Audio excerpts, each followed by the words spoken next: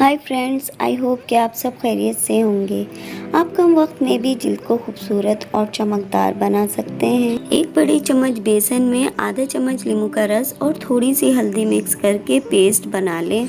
10 से 15 मिनट तक चेहरे पर लगा रहने दें, फिर ठंडे पानी से धो लें। इससे जिल्द बहुत ज़्यादा तरोताज़ा महसूस होगी। और खुश्क जिल्द के लिए जैतून का तेल, अर्के गुलाब और नींबू का रस मिक्स करके चेहरे पर लगाएं और 15 से 20 मिनट बाद चेहरा धो लें। चंद बार इस्तेमाल करने से जिल्द की खुश्की मुकम्मल तौर पर ख़त्म हो जाएगी।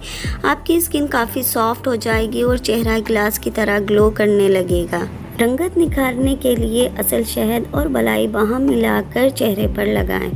इससे न सिर्फ चेहरे पर से दाने ख़त्म होंगे बल्कि दाग धब्बे भी दूर हो जाएंगे। हम सबको पानी का इस्तेमाल ज़्यादा से ज़्यादा करना चाहिए।